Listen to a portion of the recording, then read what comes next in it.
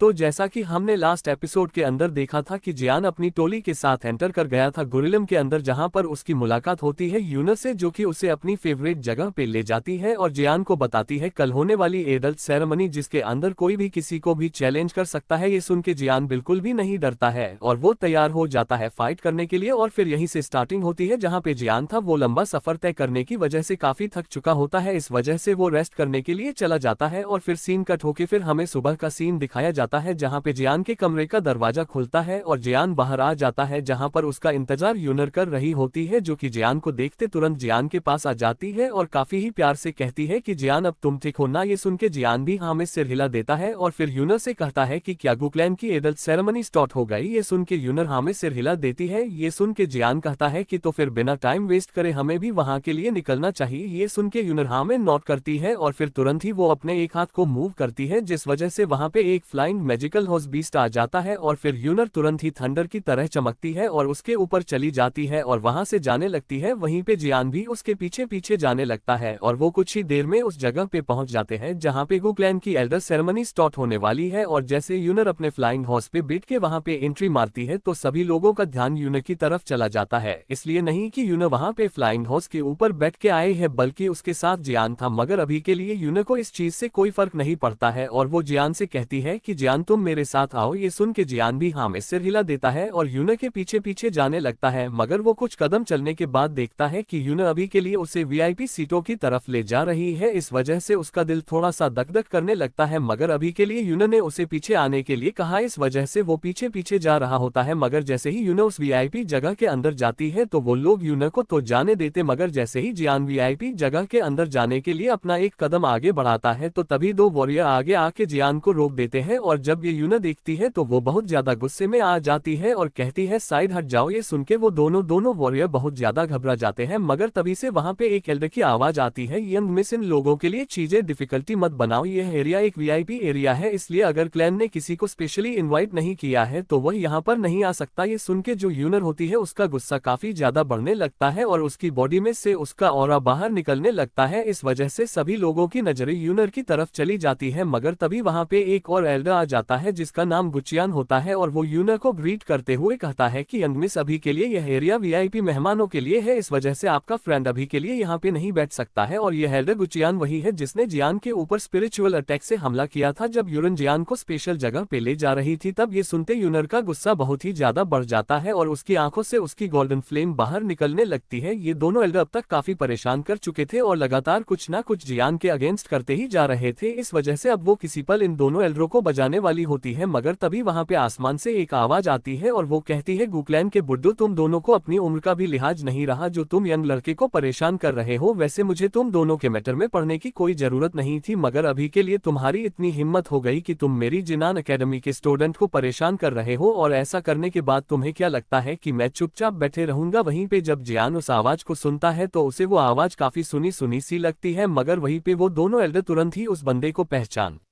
जाते हैं और कहती है ये तो मैंचियान है। और उनके इतना कहते आसमान का स्पेस फाड़कर उसके अंदर से एक बुड्ढा बाहर निकल आता है जिसके हाथ में दो लाइटिंग के थंडर होते हैं और वो उनसे सीधा अटैक कर देता है उन दोनों एल्डरों के ऊपर। वहीं पे वो दोनों एल्डर उन थंडर को अपनी तरफ आते देखते तो वो तुरंत अपनी दावकी से अपने आसपास एक शील्ड बना लेते हैं, मगर वो थंडर काफी ज्यादा पावरफुल थे, इस वजह से वो काफी पीछे खींचते हुए चले जाते हैं। वहीं पे वो बुढ़ा मैंगतियान और अटैक नहीं करता और वहां से नीचे आने लगता है। वहीं पे जब जियान उस बुढ़े को देखता है तो काफी ज्यादा हैरान हो जाता है और कहता है तुम यहाँ पे क्या कर रहे हो। और इस बुढ़े को आप लोगों ने देख भी लिया होगा जब जियान ड्रैगन आइलैंड के थंडर पूल में कल्टीवेशन करने के लिए गया था, जहाँ पे एक बुढ़े की वजह से जियान के पीछे थंडर पाइथन पड़ गए थे। यह वही बुढ़ा है। तभी वो बुढ़ा गुस्से से चिल्लाती हुई जियान से कहता है, लड़के क्या तुम्हें बात करने की तमीज भी सिखानी पड़ेगी, चुपचाप से मुझे हेड मास्टर बुलाओ, मैं तेरा हेड मास्टर हूँ। ये सुन के तो जियान एकदम से शॉक हो जाता है क्योंकि उसे अभी के लिए विश्वास नहीं हो रहा था कि यह जिनान एकेडमी का हेड मास्टर है। मगर तभी हेड मास्टर मेंगतियान जी जियान के पास आ जाते हैं और जियान के सिर को सहलाते हुए कहते, लिटिल फेलो, पिछली बार जब मैं तुमसे ड्रैगन आइलैंड के थंडर पूल में मिला था तब मैं तुम्हें नहीं पहचान पाया, मगर उसके बाद मैंने काफी सोचा, उसके बाद मुझे याद आया ये तो वही है जिसके बारे में वो जिनान एकेडमी का फर्स्ट एल्डर काफी कुछ बताया करता है मुझे। मगर मुझे लगता था कि फर्स्ट एल्डर बड़ा चढ़ा के बता रहा है, लेकिन अब मैं तुमसे मिला हूं तो मुझे ऐसा लग रहा है कि उसने जो कुछ भी बताया एकदम सही बताया था। और अब तू जैसा कि मेरी जिनान एकेडमी का जीनियस स्टूडेंट है, इस वजह से मैं तुमसे वादा करता हूं अगर कोई तुझे परेशान करेगा तो मैं उसकी बैंड बजा दूंगा मार मार के, तुझे किसी से भी डरने की कोई जरूरत नहीं है। ये सुन के जियान के चेहरे पे भी एक स्माइल आ जाती है, मगर तभी वो दोनों एल्डर जो पीछे खिसके चले गए थे वो काफी ज्यादा गुस्से में आ जाते हैं और वो चिल्लाते कहते हैं, ओ इमेंगतियान, ये तेरा ली क्लैन नहीं है जो तू यहाँ पे आके अपनी दादागिरी दिखा रहा है। ये सुन के हेड मास्टर उनसे कुछ भी नहीं कहते हैं और फिर सीधा आसमान की तरफ देखते और कहते हैं, एल्डर गुसिन, तुम अभी के लिए आसमान में खड़े हो कि इन दोनों की हरकतों को देखने के बजाय तुम्हें इनको ऐसा करने से रोकना चाहिए। और उनके इतना कहते आसमान के अंदर एक पोर्टल खुलता है और उसके अंदर से एक बंदा बाहर निकलता है जो कि फ्लैश की तरह चमकता है और जियान के ग्रुप के सामने आ जाता है और यूनर को ग्रीट करता है और फिर हेड मास्टर को ग्रीट करता है और कहता है कि जैसा आप चाहते हैं वैसे ही होगा। और इतना कहते वहां से फ्लैश की तरह चमकता है और जाके एक सीट के ऊपर बैठ जाता है। वहीं पे हेड मास्टर जियान से कहते हैं, अब चलो हम भी चलते हैं। ये सुन के जियान भी हाँ में नोट कर देता है और फिर वो वहां से स्पेशल सीटों की तरफ चले जाते हैं और सभी लोग सीटों के ऊपर बैठ जाते हैं। और फिर जियान अरीना की चारों तरफ देखता है जहां पर उसे काफी सारे वॉरियर दिखाई देते हैं, मगर तभी उन्हीं के बीच में उसकी नजर पड़ती है गुक्लैन के कमांडरों के ऊपर, जहां पर उसे second commander, third commander, fourth commander, fifth commander, sixth commander, seventh commander, eight commander दिखाई देते हैं। ये देख के जियान अपने मन में कहता है, क्या बात है, यहाँ तो आज पूरी बारात आई है। तभी उसकी नजर एक और वॉरियर के ऊपर पड़ती है जिसे देख के तो जियान भी काफी सीरियस हो जाता है, क्योंकि वो अभी के लिए उस बंदे के किलिंग इंडेंट को काफी ही अच्छे से महसूस कर पा रहा था। और जब जियान यही सोच रहा होता है तभी वहां पे एक जोर का घंटा बजता है और ग्राउंड के सेंटर में 3 एल्डर अपीयर हो जाते हैं और एक एल्डर अनाउंस करता है और कहता है, 7 कमांडर अभी के लिए स्टेज के ऊपर आए, पहला नंबर आपका है। ये सुनते ही 7 कमांडर स्टेज के सेंटर में पहुंच जाता है जहां पर उसके सामने एक मैजिकल स्टोन होता है, उसके ऊपर अपने हाथ को रख लेता है और जैसे ही वो अपनी आंखें बंद करता है मैजिकल स्टोन चमकने लगता है और उसके अंदर से गोल्डन लाइट निकलती है और वो पूरी स्टेज के आसपास फैल जाती है, जिसे देखकर वहां पे खड़ी तीनों एल्डर आपस में देखते हैं और अनाउंसमेंट करते हैं, ब्लैक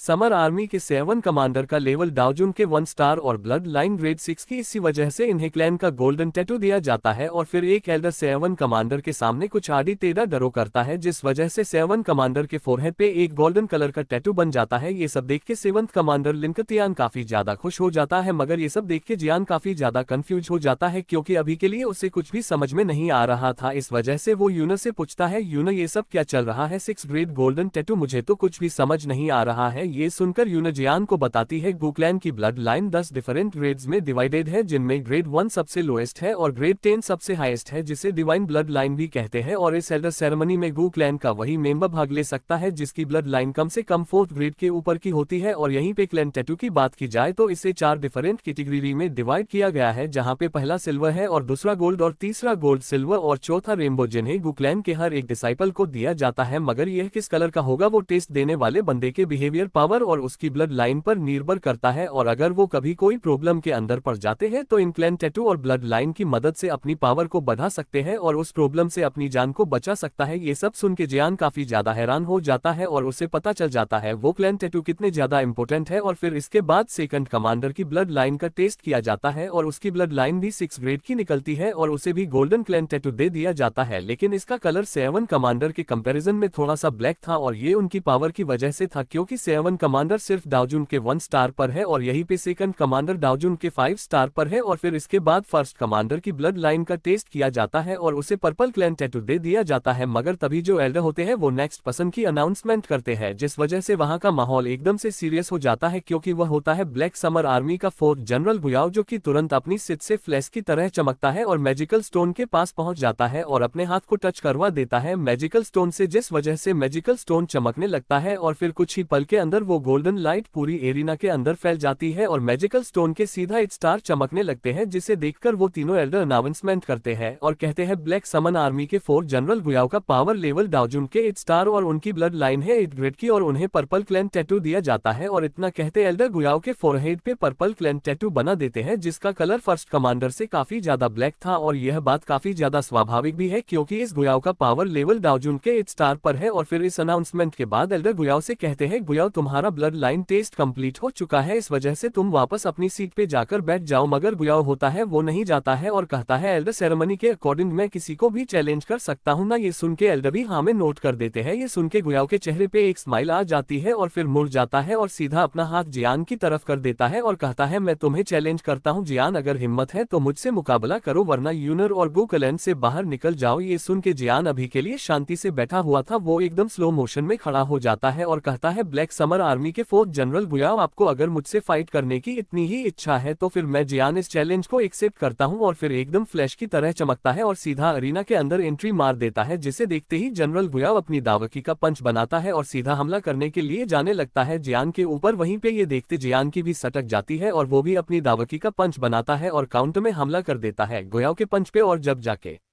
दोनों के पंच आपस में टकराते हैं तो वहां पे आसपास चारों तरफ बड़ी बड़ी दरारें आ जाती है और काफी पावरफुल वेव्स बाहर निकलती है और जियान वहां से काफी दूर पीछे खिसका चला जाता है। ये देखते गुयाओ की उम्मीदें काफी ज्यादा बढ़ जाती है और वह अपनी हैंड साइन को बदलने लगता है और कहता है ओपन माउंटिंग सील, सी फ्लिपिंग सील। और ऐसी गुयाओ 5 गॉड सीलों को बना लेता है और उनसे सीधा जियान के ऊपर हमला कर देता है। और यहीं पे जब जियान उन गॉड सीलों को अपनी तरफ आते देखता तो वो भी एकदम सीरियस हो जाता है और अपने हैंड साइनों को चेंज करता है और कहता है स्काई फायर 3 मिस्ट्री चेंजेस की 3rd फॉर्म। उसके इतना कहते उसकी दावकी काफी ज्यादा बढ़ जाती है और फिर जियान उन गॉड सीओ से बचने के लिए अपनी हैवी रूलर सोर्ड को निकाल लेता है और यूज करता है अपनी 6 जॉइन रूलर टेक्निक का, जिस वजह से जियान के चारों तरफ एक स्ट्रांग डिफेंस बन जाता है और गॉड सीले जाके उसी से टकराती है और चारों तरफ एनर्जी फैल जाती है। और कुछ देर बाद जब एनर्जी हटती है तो हमें जियान देखने को मिलता है जो कि एकदम मस्त खड़ा होता है अरीना के अंदर। लेकिन अब जियान का दिमाग काफी ज्यादा खराब हो चुका होता है, इस वजह से वो अपनी हैवी रूलर सोर्ड के अंदर हेवनली फ्लेम डालता है और हमला कर देता है गुयाओ के ऊपर फायर स्प्लिट सुनामी से, जिसे देख के जनरल गुयाओ के मुंह पे एक स्माइल आ जाती है और फिर वो अपने हाथ को आगे बढ़ाता है और जियान के स्लैश अटैक को काफी ही आसानी से रोक लेता है और नष्ट कर देता है। और फिर वो अपने हाथ को आगे बढ़ाता है और एक स्पेयर निकाल लेता है जिसके भीतर से काफी पावरफुल और अब बाहर निकल रहा होता है। तभी वो थंडर की तरह चमकता है और जियान के सिर के ऊपर आकर उस स्पेयर से काफी स्पीड से हमला कर देता है, जिसे देख के तो जियान भी शॉक हो जाता है और तुरंत अपनी हैवी रूलर सोर्ड से उसके स्पेयर को रोकता है, जिस वजह से स्पेस के अंदर बड़े बड़े क्रैक्स आ जाते हैं। लेकिन अभी के लिए जियान ने उस अटैक को रोक लिया होता है, तो ये देख के जनरल गुयाओ अपने स्पेयर की पावर को और भी ज्यादा बढ़ा देता है और फिर से हमला कर देता है जियान के ऊपर। तो जियान भी कहाँ पीछे हटने वाला था, वो भी अपनी सोर्ड की पावर को और बढ़ा देता है, जिस वजह से जब दोनों ही आपस में टकराते हैं तो जनरल गुयाओ का स्पेयर टूट जाता है और हैवी रूलर सोर्ड जियान के हाथ से छूटकर काफी दूर गिर जाती है। और जब ये जनरल गुयाओ देखता है तो उसके चेहरे पे एक बड़ी सी स्माइल आ जाती है और फिर वो अपना एक पाम बनाता है और अटैक कर देता है जियान की सीधा चेस्ट के ऊपर। ये देख के जियान उसके अटैक पे कोई भी काउंटर हमला कर पाता उससे पहले वो अटैक जियान की सीधा चेस्ट से टकरा जाता है और सभी लोगों को लगता है कि जियान का तो खेल खत्म, मगर तभी हमें जियान दिखाया जाता है जिसके बॉडी के ऊपर चमक रहा होता है ड्रैगन आर्मर और इसी वजह से जियान को जनरल गुयाओ के अटैक से ज्यादा कुछ नहीं हुआ होता है। मगर फिलहाल के लिए इस वीडियो में सिर्फ इतना ही। अगर आपको यह वीडियो पसंद आए तो प्लीज वीडियो को लाइक कर दे, साथ ही चैनल को भी सब्सक्राइब कर लेना। तब तक के लिए आप सभी को बहुत सारा प्यार।